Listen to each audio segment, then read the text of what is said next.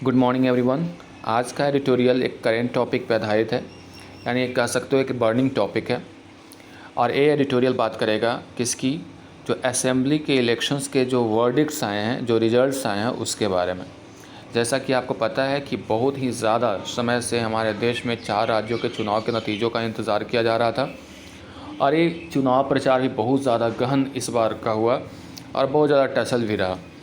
उसके बाद जो नतीजे आए हैं वो कैसे हैं, क्लियर हैं और डिस्टिंक्ट हैं। क्लियर का मतलब होता है स्पष्ट है और डिस्टिंक्ट का मतलब समहाउ वही होता है लेकिन सबसे अलग है, यानी स्पष्ट और अलग आए हैं। यानी जो नतीजे आए हैं असेंबली इलेक्शंस के वो स्पष्ट हैं, साथ ही साथ डिफरेंट हैं, अलग हैं। कैसे, किस मायने में अलग है, कैसे डिफरेंट है, कैसे स्पष्ट है, इसकी चर्चा हम लोग आगे के जो पैराग्राफ हैं उसमें करेंगे। पहली बात आप देखिए यहाँ पे, the verdict in assembly elections. जो वर्डिक्ट्स आए हैं यानी जो फैसला दिया गया है, नतीजे आए हैं असेंबली इलेक्शंस के होल्ड। अब देखो यहाँ पे होल्ड्स नहीं लिखा, होल्ड लिखा हुआ है क्योंकि यहाँ पे वर्डिक्ट्स लिखा हुआ है, यानी वर्डिक्ट के अनुसार जो वर्ब आया है वो होल्ड आया है। अगर कॉमन एरर इसमें देना होता तो होल्ड्स कर देता। Different lessons for different parties, ये जो होल्ड करता है different lessons for different parties, यानी अलग अलग पार्टीज़ के लिए अलग अलग लेसन लेकर के आया है। लेसन का मतलब होता है सबक लेकर के आया है, सीख लेकर के आया है। यानी इस बार का जो असेंबली इलेक्शंस के जो रिज़ल्ट आए, इसने अलग अलग पार्टियों के लिए अलग अलग लेसन्स यानी सीख या सबक लेकर के आया है, ये कहना चाह रहा है। Elections present an opportunity, elections जो है प्रेजेंट करता है, रखता है, जाहिर करता है एक अपॉर्चुनिटी, मौका फॉर पॉलिटिकल चेंज, किसके लिए, कि राजनीतिक रूप से कुछ बदलाव आए। बट लेकिन वोटर्स एट टाइम्स, लेकिन कभी कभी ऐसा होता है जो वोटर्स होते हैं प्रेफर का मतलब होता है तवज्जो देना, the familiar comfort of continuity, यानी जो जाना पहचाना है, जो अभी सरकार कंटिन्यू है उसको और कंटिन्यू करने का को तवज्जो देती है, यानी उसको और आगे बढ़ाती है। एंड रिवार्ड परफॉर्मेंस, और परफॉर्मेंस को रिवार्ड देती है किसके बजाय, प्रॉमिस के बजाय। यानी एक पार्टी आती है जो प्रॉमिस करती है, जो नई पार्टी जिसको वहाँ पे सरकार बनाने की होती है वो तो प्रॉमिस करती है, तो प्रॉमिस के ऊपर कौन हावी हो जाता है, परफॉर्मेंस। यानी जो वोटर्स हैं उसको प्रीफर करते हैं जो परफॉर्म कर रही है, यानी जो अभी परफॉर्म कर रही है, जो कंटिन्यू है उसको, ना कि उसको जो केवल प्रॉमिस कर रही है, ये कहना चाह रहा है। यानी कह रहा है इसमें, यहाँ तक जो अभी बात हुई उसमें कहा जा रहा है कि जो इलेक्शन है एक तरह का अपॉर्चुनिटी प्रदान करता है पॉलिटिकल चेंज के लिए, यानी राजनीतिक बदलाव के लिए। लेकिन वोटर्स कई बार ऐसे करते हैं कि उस पार्टी को ही प्रीफर करते हैं जो अभी कंटिन्यू है, क्योंकि वो चाहते हैं कि परफॉर्मेंस को प्रेफरेंस दिया जाए, तवज्जो दिया जाए, ना कि प्रॉमिस को। Assam, West Bengal and Kerala have voted for incumbent.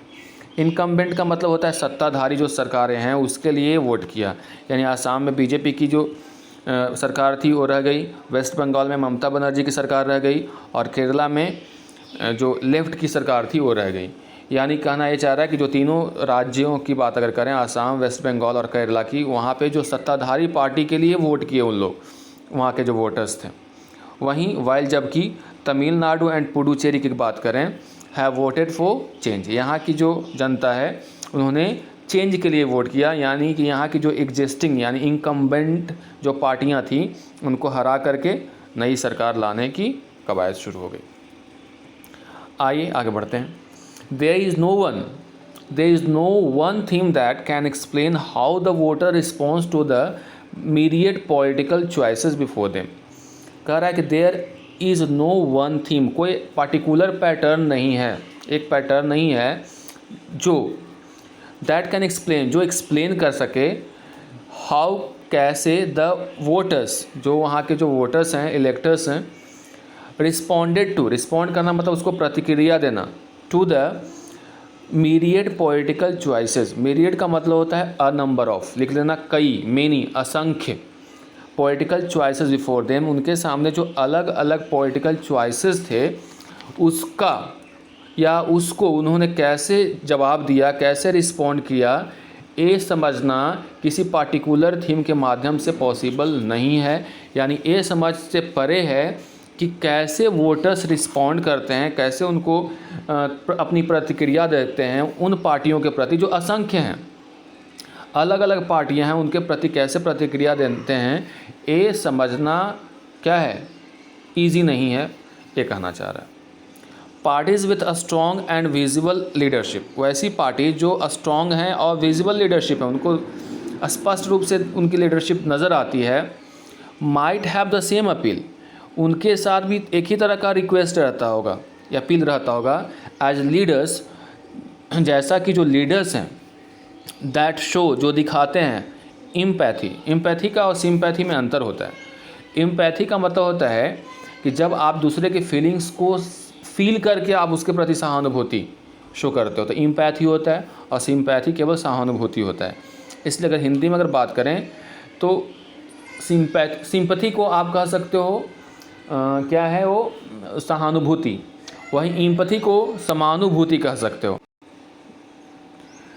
तो सिंपैथी और एम्पैथी का मतलब यही होगा, एक एम्पैथी जो हुआ समानुभूति, समान तरह की अनुभूति को एम्पैथी कहेंगे। फॉर देयर डेली स्ट्रगल्स, यानी यहाँ पे कहना ये चाह रहा है कि जो वोटर्स होते हैं वो कैसे रिस्पॉन्ड करते हैं अलग अलग पॉलिटिकल चॉइसेस के प्रति, उसका कोई पार्टिकुलर थीम नहीं है, पार्टिकुलर पैटर्न नहीं है, क्योंकि जो पार्टी हैं वो स्ट्रॉन्ग या लीडरशिप के साथ हैं, उनका भी एक उसी तरह का अपील होता है जैसा कि उन लीडर्स का जो उनके स्ट्रगल्स के प्रति सहानुभूति शो करते हैं। यानी जो लीडर्स वहाँ के रीजनल होते हैं, यानी जो उनके सुख दुख में साथ देते हैं, उनका अपील, और जो स्ट्रॉन्ग पार्टी जो होती है या फिर लीडरशिप जिसकी स्ट्रॉन्ग पार्टीज़ की होती है, उसकी अपील, दोनों की अपील बराबर होती है। इसके बावजूद भी कैसे वो डिफ्रेंशिएट कर लेते हैं कि किस पार्टी को उनको वोट देना है, ये कहना चाह रहा है। वाइल मतलब जबकि या हालांकि कह सकते हो। हिंदुत्व नेशनलिज्म वोन आसाम फॉर बीजेपी, बीजेपी के लिए जो हिंदुत्व वाली जो पॉलिटिक्स है ना, उसने आसाम में इसको जीत दिलाई। लेकिन अगर वेस्ट बंगाल की बात करें, तमिलनाडु की बात करें और केरला की बात करें जहाँ पे बीजेपी की हार हुई है, इट्स लिमिट्स बिकेम एपरेंट, इसकी जो लिमिट है, सीमा है, वो बिकेम एपरेंट, स्पष्ट नज़र आया। यानी यहाँ पे जो नेशनलिज्म का जो कार्ड था नहीं चल पाया, वो स्पष्ट दिखाई दे रहा था कि उसकी एक लिमिट है वहाँ पे। इनफैक्ट अगर वास्तव में बात करें, MK. Stalin in Tamil Nadu and Pinarayi Vijayan in Kerala, ये दोनों वहाँ के लीडर्स हैं, both known critics of prime minister Narendra Modi, दोनों जो हैं वो जाने माने क्रिटिक्स हैं, आलोचक हैं, किसके, प्राइम मिनिस्टर नरेंद्र मोदी के आलोचक हैं। किन्होंने इन दोनों के जो नाम लिखे हुए हैं, एम.के. स्टालिन और विजयन के, इन्होंने ऑफ़र किया है an ideological alternative to the politics of the BJP की जो पॉलिटिक्स है, राजनीति है, उसके जगह पे उसने एक अल्टरनेटिव ऑप्शन दिया है लोगों को, और वो भी सैद्धांतिक अल्टरनेटिव दिया है, एक तरह का उनको ऑप्शन दे दिया है कि बीजेपी के जगह पे आप हम लोगों को चुन सकते हो। यानी इन जो पार्टियों के जो लीडर्स हैं, उन्होंने बीजेपी के जगह पे एक अल्टरनेटिव जनता के सामने रख दिया है, यानी एक तरह का ऑप्शन दे दिया है, चॉइस दे दिया है। यानी बीजेपी की पॉलिटिक्स से आप उभरिए और हमारे साथ आइए। ऑल्दो हालांकि इट वाज नॉट इट जो आया है वो बीजेपी के लिए आया है, नॉट अ डायरेक्ट कंटेंडर का मतलब होता है दावेदार, for the power directly in either state, यानी ईदर स्टेट मतलब दोनों में से कोई भी स्टेट, यानी तमिलनाडु में और केरला में वो डायरेक्ट कंटेंडर की तरह नहीं था। यानी पावर के लिए जो दावेदार, सत्ता का जो दावेदार था वो बीजेपी नहीं थी, वहाँ पे डायरेक्ट कंटेंडर नहीं था, वो वहाँ पे अलायंस में था। लेकिन फिर भी यहाँ पे चूँकि बीजेपी सबसे बड़ी पार्टी है और इस बार बहुत ज़्यादा एग्रेसिव रैलीज़ वगैरह कर रही थी, इसलिए इसको साइड किया गया यहाँ पे। तो जो स्टालिन हैं या फिर वहाँ पे विजयन है केरला के, तमिलनाडु और केरला के, उन्होंने मोदी की आलोचक रहे हैं, बहुत ज़्यादा आलोचना करते रहे हैं, और उन्होंने लोगों के सामने एक नया ऑप्शन प्रस्तुत किया है बीजेपी के बजाय, यानी बीजेपी को छोड़ो और हमारे साथ आओ। है ना। हालांकि कहा जा रहा है कि बीजेपी इन दोनों राज्यों में सीरियस कंटेंडर के तौर पे नहीं थी। इन कॉन्ट्रास्ट, इसके विपरीत, ये तो बीजेपी की बात हो गई, उसके विपरीत उलट द कांग्रेस का जो एफर्ट था to arrest its slide, slide का मतलब होता है जो पैर के तले जो ज़मीन खिसक गई है, पॉलिटिकल ज़मीन की तलाश में जो थी उसको रोकने की कोशिश कर रही थी, जो स्लाइड हुआ था उसको रोकने, अरेस्ट करने के रोकने की कोशिश थी। And gather its wits, gather once wit का मतलब, विट मतलब होता है ऐसा बुद्धि, यानी एक अलग तरह का सोच उत्पन्न करना। डिड नॉट एल्ड मच, इससे कोई ज़्यादा इसको फ़ायदा नहीं हुआ। यानी कांग्रेस की जो कोशिश थी, एफर्ट थी कि अपने ज़मीन की तलाश करे, यानी अपने जो स्लाइड जो खिसक रही थी उसको रोके और एक अलग तरह की सोच उत्पन्न करे, काम शांत स्वभाव वाला, इससे कोई ज़्यादा उसको फ़ायदा हुआ ही नहीं। The results have exposed more chinks in its armour, जो रिजल्ट्स आए हैं, फैसला आया है लोगों का, इसने एक्सपोज कर दिया है लगा है रिजल्ट्स के लिए, एक्सपोज्ड कर दिया है और जाहिर कर दिया है। मोर चिंक्स इन इट्स आर्मर, ये फ्रेज़ होता है। चिंक का ऐसा मतलब होता है गैप, इन इट्स आर्मर का मतलब हुआ जो शस्त्र जहाँ पे रखा जाता है, यानी शस्त्र जो रखने वाली चीज़ होती है उसमें और ज़्यादा गैप उत्पन्न हो गया। यानी कहना ये चाह रहा है कि और इसके जो वीकनेसेस हैं उसको उजागर कर दिया। चिंक्स इन वंस आर्मर का मतलब होता है जो वीकनेस है, जो आपकी कमज़ोरी है उसको उजागर कर दिया। यानी कहना ये चाह रहा है लेखक कि जो कोशिश थी कांग्रेस की कि अपना जो खिसका हुआ ज़मीन है उसको वापस कर ले, और जो सोच थी उसकी, उससे कोई ज़्यादा फ़ायदा नहीं हुआ, बल्कि और क्या हुआ कि इसके जो कमियां हैं रिजल्ट के माध्यम से उजागर हो गई। आगे पढ़ते हैं। वाइल रीजनल पार्टीज़ की अगर हम लोग बात करें, यानी जो क्षेत्रीय पार्टियां हैं, ऑफर्ड रोबस्ट, रोबस्ट का मतलब तगड़ा, रेजिस्टेंस का मतलब होता है प्रतिरोध, टू द बीजेपी, यानी जो रीजनल पार्टीज़ रहीं, यानी जो क्षेत्रीय पार्टियां रहीं, वो कड़ा टक्कर दी किसको? बीजेपी को। इन वेस्ट बंगाल ममता बनर्जी मोबिलाइज्ड बंगाली सब नेशनलिज्म, यानी वेस्ट बंगाल की अगर हम बात करें तो ममता बनर्जी ने मोबिलाइज़ किया, यानी एकत्रित किया, बंगाली अस्मिता, सब नेशनलिज्म, यानी बंगाली के जो अस्मिता है उसको उसने क्या कर दिया? मोबिलाइज़ कर दिया। That stop the rampaging, rampaging का मतलब होता है विनाशकारी, march of Hindutva at the borders, यानी बंगाल की तरफ जो हिंदुत्व वाली यानी ये जो आ रही थी, कम्युनलिज्म वाली जो सोच आ रही थी, उसको बॉर्डर्स पे ही क्या कर दिया? रोक दिया, स्टॉप कर दिया।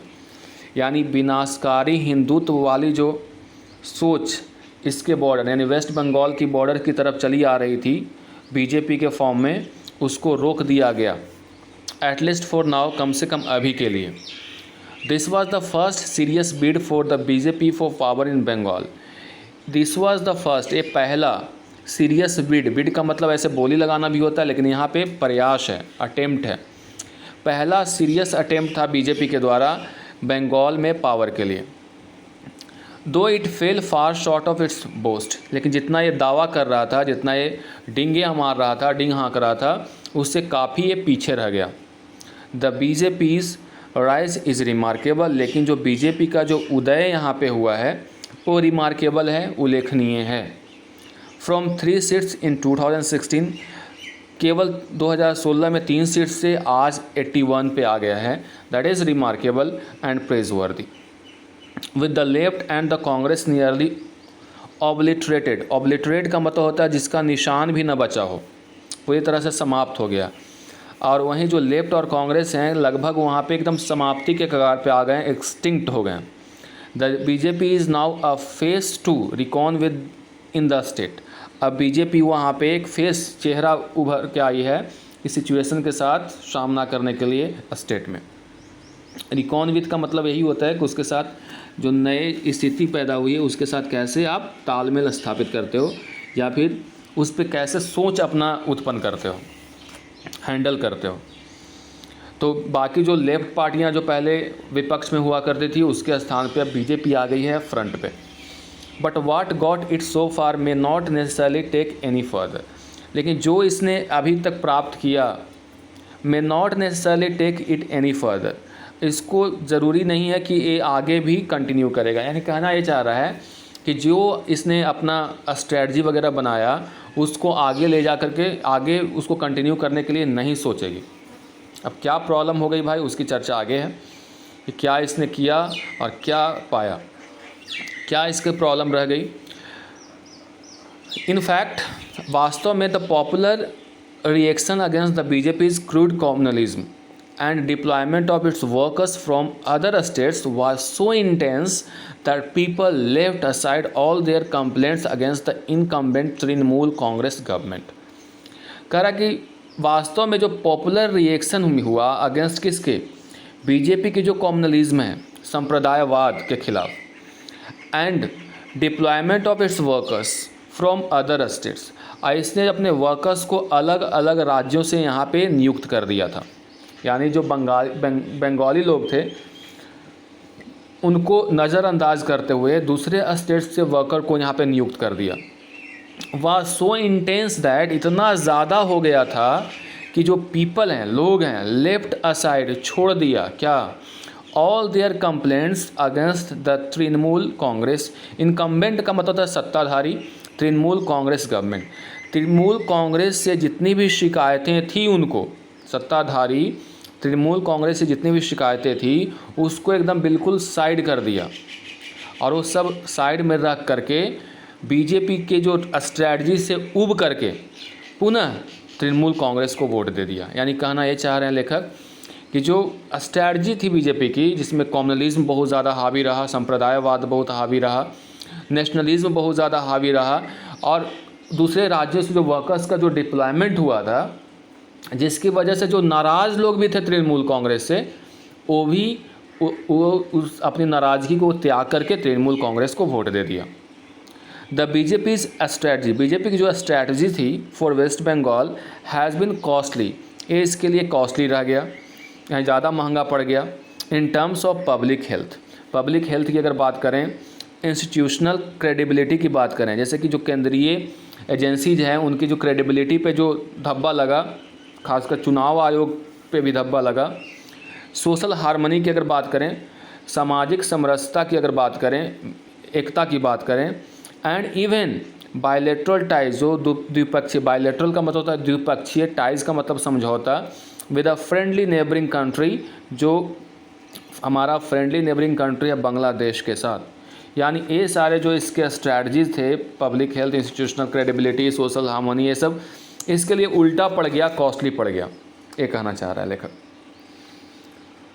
दो हालांकि the BJP lost the damage, lost, हालांकि बीजेपी ने यहाँ पे चुनाव को लूज़ कर दिया, हार गई बीजेपी, लेकिन the damage caused bye it's maximalist campaign, लेकिन जो डैमेज हुआ है किसके कारण, इसका जो मैक्सिमलिस्ट कैंपेन हुआ, बहुत ज़्यादा जो कैंपेन हुआ, इसका कैंपेन का मतलब चुनाव प्रचार हुए, उसके द्वारा जो डैमेज हुआ, can not be easily undone, उसको अनड्यू नहीं किया जा सकता है। अनड्यू का V3 है undone, can not be plus V3, यानी उसको पुनः पहले जैसा नहीं किया जा सकता है। यानी कहना ये चाह रहा है कि जो बहुत ज़्यादा रैलियाँ हुई अलग अलग लीडर्स की वहाँ पे, जिसके कारण जो प्रॉब्लम क्रिएट हुआ उसको पुनः, मतलब उसको पुनः बहाल नहीं किया जा सकता है, यानी पुनः जब पहले जैसा नहीं किया जा सकता है। जो हो गया सो हो गया। द स्टेट इज स्टेयरिंग, देख रहा है, एट एन एक्सप्लोशन विस्फोट इन कोविड-19 इन्फेक्शंस, यानी यहाँ पे कोविड-19 इन्फेक्शंस में एक्सप्लोशन आने वाला है, एक तरह का विस्फोट होने वाला है। एंड मीज़ कब लगाते हैं पता होगा आपको, वैसे हस्ती के लिए जो बहुत ज़्यादा फेमस होते हैं उनके लिए मीज़ का यूज़ करते हैं, जो लेडी होती हैं। Banerjee has her task cut out, अब उनके पास टास्क है कि इसको कम करें। Entering into her third terms as chief minister, क्योंकि वो तीसरी बार चीफ मिनिस्टर के तौर पे शपथ लेंगे। She must take serious note of the public resentment, उनको क्या करना चाहिए, सीरियस नोट, पूरी तरह से कंसीडर करना चाहिए, ध्यान देना चाहिए किस पर, पब्लिक की जो रिसेंटमेंट है, इसको नोट कर लीजिएगा। रिसेंटमेंट का मतलब होता है नाराज़गी, अगेंस्ट हर पार्टी, यानी उसके पार्टी के खिलाफ जो नाराज़गी है उस पर उसको एड्रेस करने की ज़रूरत है, उनको उसका सीरियस व्यू लेना पड़ेगा, उस पर विशेष रूप से ध्यान रखना पड़ेगा। रादर देन, इसके बजाय कि रीड दिस विक्ट्री, इस विक्ट्री को आप इस रूप में देखें एज पब्लिक अप्रूवल। पब्लिक ने क्या दे दिया है? सहमति दे दी है, अप्रूवल दे दी है of its high handedness. High handedness का मतलब होता है कि मनमानी, जिसमें आप जो लोकतांत्रिक संस्थाओं पर विश्वास नहीं रखते हो, यानी अपने मनमानी रवैये के लिए, एंड करप्शन। यानी कहना लेखक ये चाह रहा है कि जो ममता बनर्जी जो तीसरी बार चीफ मिनिस्टर बनेंगी बंगाल की, उनको इस विक्ट्री को इस रूप में देखना चाहिए कि जो लोग उनसे नाराज़ हैं, उनकी पार्टी से जो नाराज़ हैं, उनको एड्रेस करने की कोशिश करनी चाहिए। ये नहीं समझ जाना चाहिए कि उनकी जो विक्ट्री थी उस पर जो उनका करप्शन था, उनकी जो मनमानी थी, उस पर लोगों ने मुहर लगा दिया, उसको अप्रूवल दे दिया। आगे पढ़ते हैं। The style and substance of the Trinamool politics. जो तरीके हैं तृणमूल कांग्रेस की पॉलिटिक्स की, जो अपना एक नया सब्सटेंस है, तरीका है, and governance must change for better. उसमें बदलाव करने की जो ज़रूरत है। अच्छा, अगर आप चाहते हो कि अच्छा हो तो उसमें बदलाव करने की ज़रूरत है। जो तरीका आप अपनाए हुए हो या जो लोगों का जो यूज़ कर रहे हो आप, उसमें बदलाव करने की ज़रूरत है। इन आसाम, अगर आसाम की बात करें, the BJP reap the benefit. Reap का द बेनिफिट का मतलब होता है फ़ायदा उठा लेना। किस चीज़ का फ़ायदा उठाया? Of its governments proactive measures.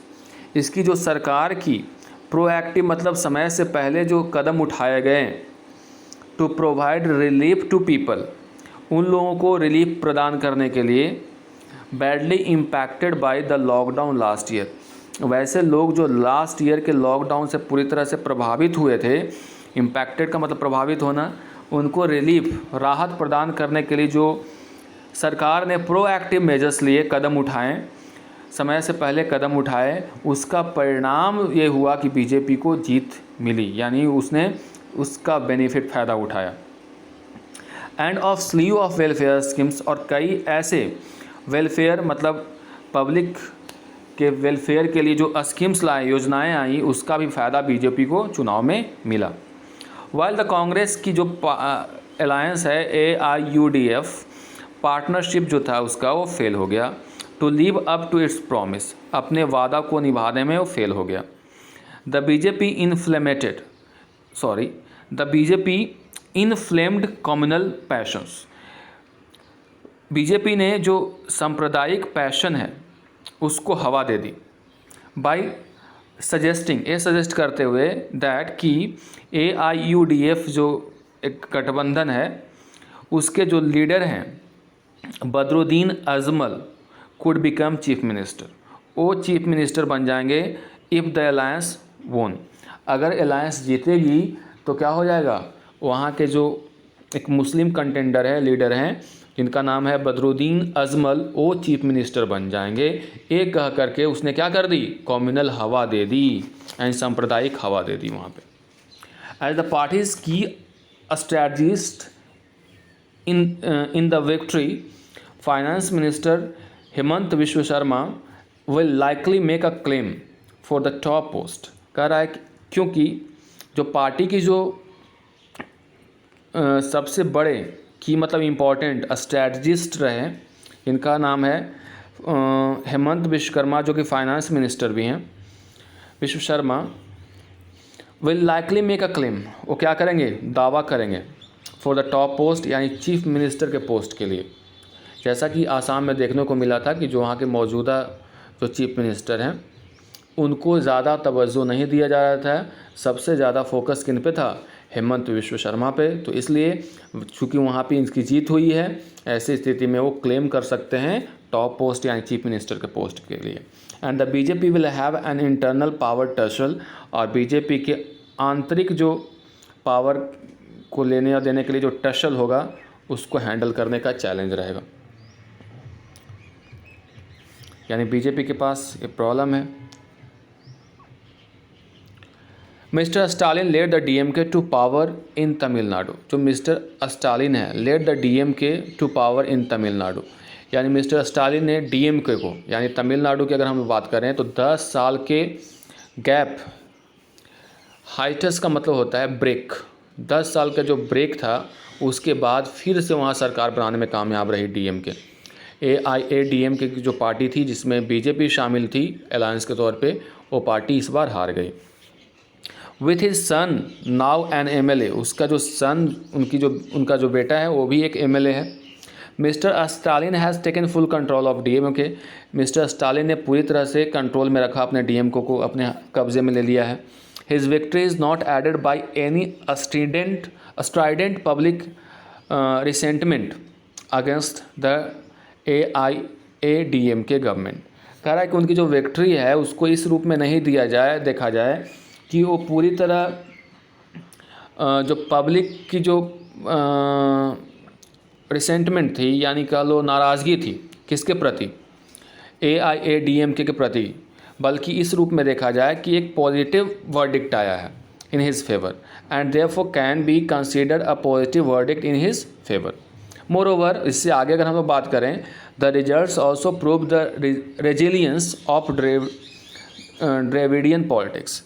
और ये जो रिजल्ट है इस बात को भी पुष्टि करता है कि फिर से जो ड्रेविडियन पॉलिटिक्स है उसका उदय हुआ है। रेजिलियंस का मतलब होता है सामने आना, उदय होना, या फिर कह सकते हो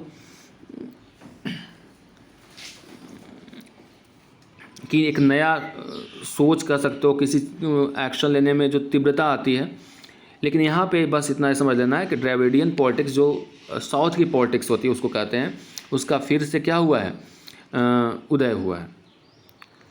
मॉडिफाइज टू न्यू चेंजेस, और ये चेंज हो गया है नए बदलाव के साथ, चैलेंजेस यानी चुनौतियों के साथ, यानी जीत तो ही मिली है लेकिन एक अलग चुनौती भी इसके सामने है।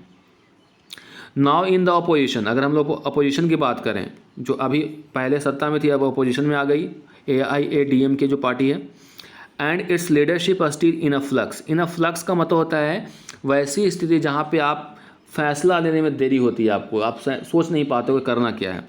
तो अभी भी जो अपोजिशन की पार्टी है वो इन अ फ्लक्स है, जहाँ पे वो सोच नहीं पा रहे करना क्या है, क्योंकि the AIADMK will have to adapt to survive, क्योंकि अब इसको सर्वाइव करने के लिए अपने आप को अनुकूल बनाना पड़ेगा। आगे बढ़ा जाए। देयर आर अदर एस्पिरेंट्स, और भी कई दावेदार हैं टू एट प्ले इस घटनाक्रम में। And out going chief minister, जो अभी चीफ मिनिस्टर नहीं रहे, अब जाएंगे, जिनका नाम है Edappadi K Palaniswami, might have to again beat off challenges from with in the party to his leadership. और इनको क्या करना पड़ेगा, फेस करना पड़ेगा चैलेंजेस, चुनौतियों को क्या करने में, कि पार्टी के अंदर जो उपजी हुई स्थिति है, चुनौतियां हैं, उनको बीट ऑफ करना पड़ेगा, उनको उससे पार पाना पड़ेगा, क्योंकि उनके लीडरशिप पे सवाल उठेगा, क्योंकि वो हार गए हैं। इन केरला, अगर केरला की बात करें, the second consecutive victory of the left democratic front LDF, जो कि लीड किया जाता है CPIM के द्वारा, marks a departure from the anti-incumbency verdict since the 1980s। कह रहा है कि जो केरला में क्या होता था कि एक बार वो ऐसा चेंज होता रहता था, लेकिन इस बार जो केरला सेकेंड बार, दूसरी बार जो डेमोक्रेटिव यानी CPI की जीत हुई है, एक तरह का एक डिपार्चर है, अलग तरह का है कि एंटी इनकम्बेंसी में होते हुए भी, यानी सत्ता विरोधी लहर होते हुए भी वहाँ पे सरकार बनाने में कामयाब रही, जो कि 1980 के बाद शायद अभी हो रहा है। यानी 2 बार लगातार जीत एक पार्टी को जल्दी मिलती नहीं है वहाँ पे।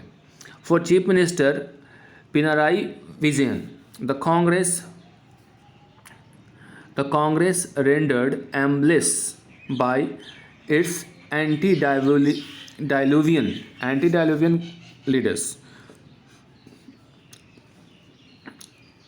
leaders was easy prey। Chief minister जो वहाँ के हैं उनके लिए कांग्रेस का जो रेंडर्ड एमलेस जो था, रेंडर्ड का मतलब होता है रेंडर प्राप्त किया, एक एमलेस मतलब जिसका कोई एम नहीं है, बाय इट्स किसके द्वारा, एंटी डायलुवियन लीडर्स का मतलब होता है रेडिक्यूलस और ओल्ड फैशन, जो पुराने तरीके का जो लीडर्स हैं, वो एक इजी प्रे रहा, शिकार रहा। उनके लिए, चीफ मिनिस्टर के लिए। But mister Vijayan also retained his support based through a mixture of political acumen. लेकिन यही मत समझो कि केवल अब कांग्रेस के फेलियर के कारण ही उनको सत्ता में आने का मौका मिला, बल्कि Vijayan also retained his support, उन्होंने सपोर्ट प्राप्त किया based through a mixture of political acumen. Acumen का मतलब होता है आपका डिसीजन लेने, आप कितना जल्दी किसी चीज़ को डिसीजन के प्रति डिसीजन लेते हो, यानी क्विक टू टेक डिसीजन, यानी पॉलिटिकली बहुत जल्दी ही किसी मुद्दे पर डिसीजन लेने के लिए। एंड एडमिनिस्ट्रेटिव मेजर्स, जो उन्होंने मेजर्स कदम उठाएं प्रशासकीय स्तर पे, उसका भी फ़ायदा इनको मिला। यानी कहना ये चाह रहा है कि केवल कांग्रेस की कमज़ोरी का फ़ायदा ही नहीं मिला, बल्कि इनको और क्या फ़ायदा मिला, जो उन्होंने तीव्रता दिखाई पॉलिटिकल डिसीजन लेने में, साथ ही साथ जो उन्होंने प्रशासनिक तौर पे जो कदम उठाए उसकी वजह से भी उनको फ़ायदा मिला। Having manage 2 floods and the pandemic with considerable efficacy, और इन्होंने 2 फ्लड्स को, 2 बार वहाँ पे बाढ़ आए केरला में, साथ ही साथ वहाँ पे जो महामारी अभी जो फैली हुई है उसको बहुत ही अच्छे तरीके से हैंडल करना, यानी उसको कंसिडरेबल एफिकेसी के साथ, क्षमता के साथ हैंडल करना, ये भी उनको फ़ायदा पहुँचाया। He also made some daring moves in social engineering, उन्होंने कई ऐसे कदम उठाए जो कि सामाजिक तौर पे, सोशल इंजीनियरिंग का मतलब समझ लीजिए कि सामाजिकता में बदलाव के लिए, सामाजिकता के भलाई के लिए उन्होंने जो कदम उठाए उसका भी इनको फ़ायदा मिला। That will continue to ripple, जो कि अब आगे भी कंटिन्यू रहेगा। रिपल का मतलब होता है उस एक तरह का वेव, उसका वेव आगे बढ़ता जाएगा। जैसे आप कभी स्थिर पानी में कोई कंकड़ या ढेला फेंकते हो तो एक वेव बनता है, या ब्रीज के कारण, हवा के कारण जो वेव बनता है, जो आगे बढ़ता जाता है, यानी जो उन्होंने काम किया वो आगे भी कंटिन्यू रहेगा, ये कहना चाह रहा है। All that paid rich dividends, इस जितने भी काम इनके द्वारा किए गए, दैट पेड चुकाया, रिच डिविडेंड्स मतलब परिणाम, फॉर हिम, यानी जो इन्होंने काम किए कि 2 बार फ्लड्स जो वहाँ पे आया, बाढ़ को, पैंडेमिक को अच्छी तरह क्षमता के साथ, एफिकेसी का मतलब क्षमता के साथ उन्होंने हैंडल किया। साथ ही कई उन्होंने सोशल इंजीनियरिंग के लिए भी जो फैसले लिए, मूव्स कदम उठाए, जिसका फ़ायदा उनको मिला। But the path ahead is going to be tougher, लेकिन जो रास्ता आगे है is going to be tougher, वो बहुत ज़्यादा टफ होने वाला है, ज़्यादा कड़ा होने वाला है। As Kerala faces a fresh surge in कोविड-19 केसेस, क्योंकि केरला फेस कर रहा है नए, फ्रेश मतलब नए, सर्ज का मतलब चढ़ाव, इंक्रीज़ इन कोविड-19 इन्फेक्शंस, कोविड-19 के इन्फेक्शंस के जो मामले हैं, जो फ्रेश सर्ज है वो बहुत ज़्यादा है वहाँ पे, इसलिए उनके लिए ये हैंडल करना मुश्किल है थोड़ा। जो अगर फाइनेंसेस की बात करें, जो वहाँ पे वित्तीय स्थिति की बात करें, are also challenging for the state, state के लिए चैलेंजिंग है।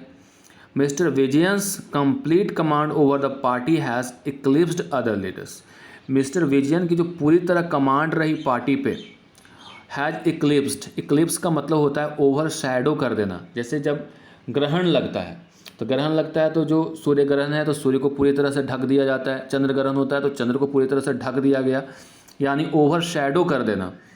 यानी कि जो उनकी कंप्लीट कमांड जो पार्टी में रही, उसने बाकी के जो लीडर्स थे उनको ओवर शैडो कर दिया। A situation that can turn out to be a crisis in the future, ये सिचुएशन ऐसा है कि जो आने वाले समय में एक क्राइसिस के तौर पे आ सकता है, उत्पन्न हो सकता है। तो इस एडिटोरियल में बहुत लंबा एडिटोरियल था, क्योंकि आज के जो एडिटोरियल थे अगर देखें तो केवल एक ही एडिटोरियल दिया हुआ था, दूसरा एडिटोरियल नहीं है, क्योंकि ये बहुत ज़्यादा लंबा हो गया, लेकिन ये बहुत ज़्यादा इंपॉर्टेंट समझना भी था, इसलिए आज के एडिटोरियल को हम लोग यहीं पे समाप्त करते हैं। इसको ज़रूर पढ़िएगा और ज़रूर समझिएगा। That's all for today.